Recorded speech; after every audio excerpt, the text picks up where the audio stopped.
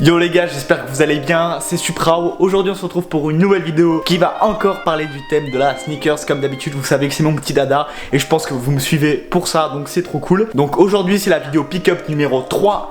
Aujourd'hui je vais vous présenter 3 paires, 3 petites dingueries, ça va être très sympa. Je vais vous présenter tout en détail, vous parler des collaborations, etc. Et puis voilà, ça va être très cool. Donc c'est parti.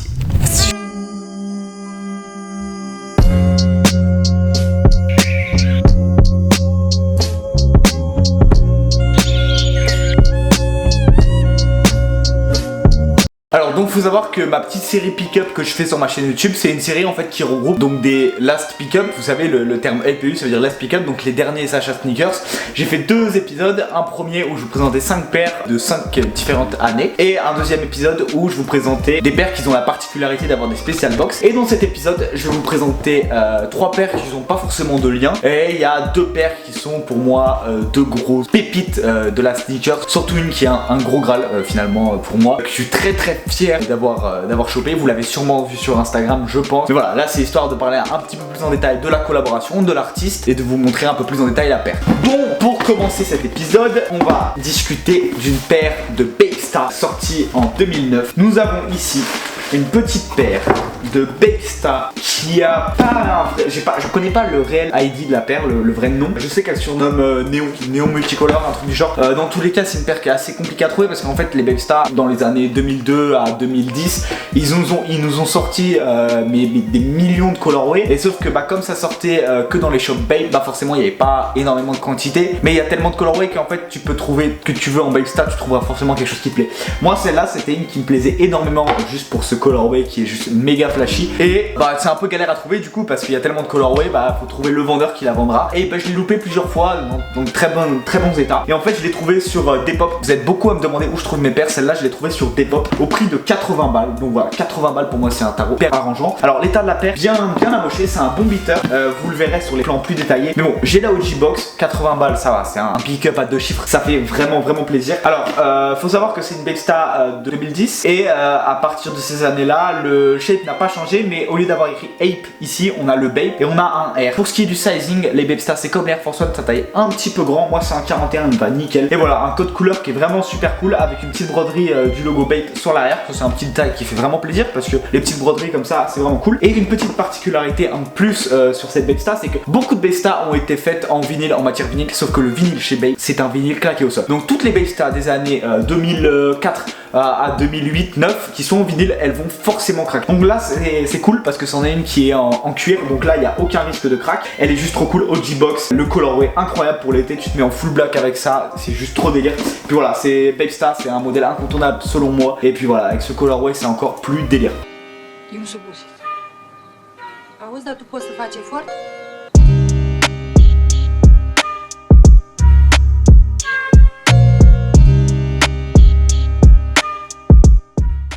Voilà, on va passer à la deuxième paire. Bon, là on va passer à la deuxième paire, une petite paire de Air Max One que je convoite énormément. Pour tout vous dire, c'est ma 3e paire de ce coloris là exactement. C'est la 3e fois que je la rachète. Enfin, c'est pour moi la plus belle Air Max One Pata. Vous le savez sûrement. J'ai fait l'acquisition de cette petite Air Max One Pata Corduroy. Donc juste pour parler de la boîte vite fait, c'est une boîte 2009, des Air Max One des années 2009-2011, un bail comme ça. Donc boîte Nike Sportwear classique. Moi c'est une Red Box. Pour l'occasion, je vous avoue que je m'en fous. Et là, on a la pépite, l'Air Max One.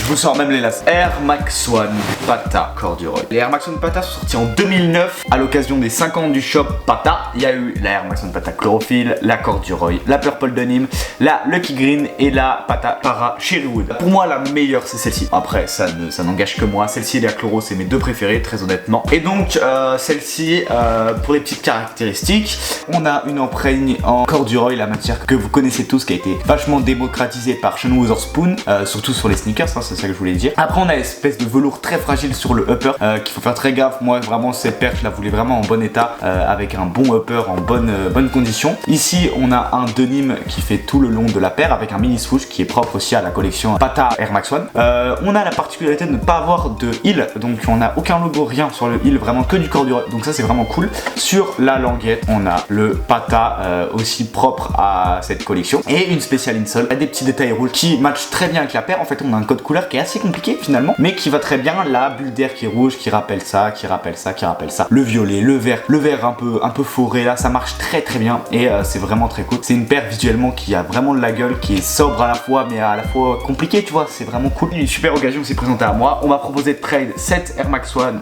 pâte à corduroy en à peu près 9 sur 10 contre ma Tom Sachs Cut, ma Tom Sachs 3.0 que j'ai coupé. Donc voilà, c'est ça dont je vous parlais dans ma vidéo Display Sneakers. Donc voilà, c'est ça qu'on m'avait proposé comme deal et voilà, ça se refuse pas, même si la 3.0 je l'aimais beaucoup. Je vais vous balancer les plans un peu plus kitoko et vous allez me dire ce que vous en pensez. Et puis on va passer à la prochaine paire, c'est parti.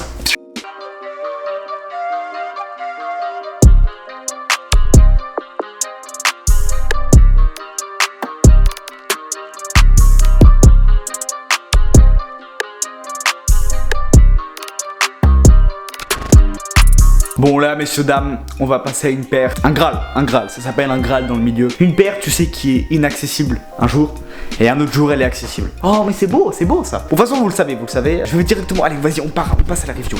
Ceux qui sont venus sur cette vidéo sans me connaître sur Instagram, vous le savez pas, ce que je vais présenter là.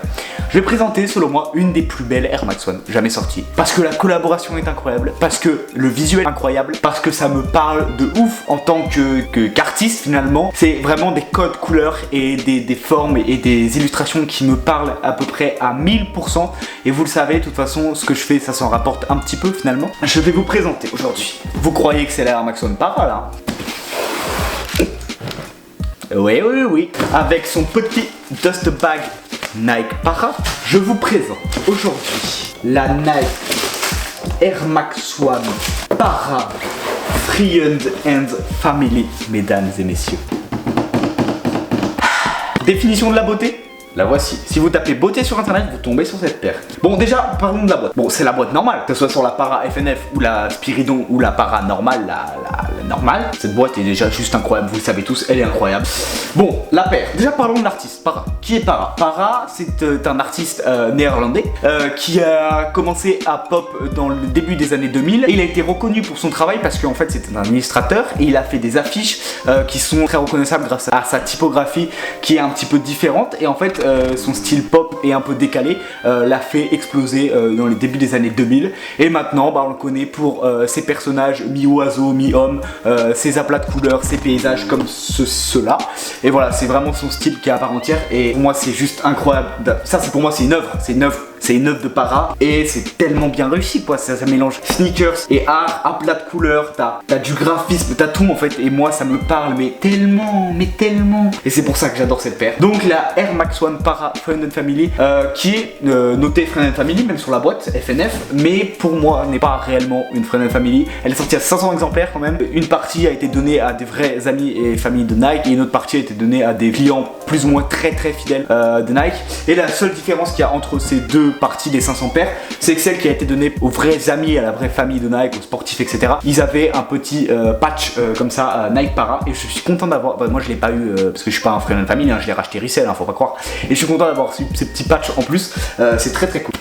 Donc maintenant, on va passer aux petits détails de la paire. Quelles sont les différences avec la normale? Déjà, la paire, elle a vraiment une gueule qui est cartoonesque, qui est fun. Tu vois, la gueule de la paire est fun finalement, très colorée avec plusieurs empreintes qui rappellent parfaitement l'artiste. Et ça je trouve ça trop cool parce que en fait je trouvais ça dommage que sur par exemple la Cherrywood on retrouve pas autant l'artiste que sur celle-là, même sur la normale en fait hein, on retrouve plus sur la Para normale qui est sortie en 2018, on retrouve plus l'identité de l'artiste que sur la Cherrywood selon moi bien sûr, et là encore plus je trouve avec ce swoosh qui a été retiré et ces nuages qui ont été mis à la place. Donc les différences de la paire c'est que là on a un coloris différent sur l'avant de la paire, je crois que c'est gris et gris foncé sur la normale, donc ici c'est différent également et là aussi on a des différences de couleurs qui ont été rajoutées, c'est sympa. Ici la semelle totalement bleue comparée à la paranormale, c'est un peu dommage qu'il y a avec plusieurs groupes de couleurs on va dire.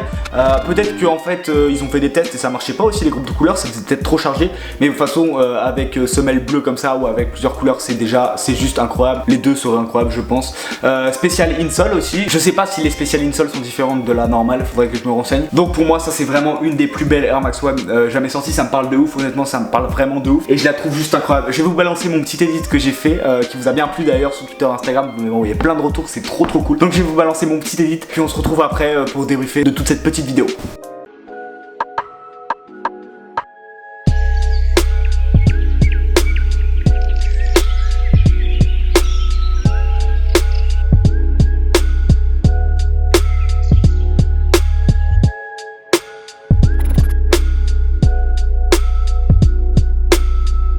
Donc voilà, merci à tous d'avoir suivi cette petite vidéo. Je suis très content de vous avoir présenté ces 3 petites paires. Pour moi c'est vraiment des paires trop cool. Je suis vraiment trop content de les avoir acquéries. Merci d'avoir suivi cette vidéo. Merci pour la force que vous me donnez sur Instagram. C'est juste incroyable. Vous êtes juste trop cool. Ça fait vraiment plaisir. Du coup je vais vous mettre mes Instagram pour ceux qui sont pas encore abonnés dans ma description. J'ai aussi mon site internet où j'en toutes mes créations. Il y aura un restock bientôt, vous inquiétez pas, vous êtes nombreux à me demander également. Il y aura un restock bientôt, tout est dans la description. Merci de m'avoir suivi dans cette vidéo. Merci pour le love, c'était Suprao. Ciao.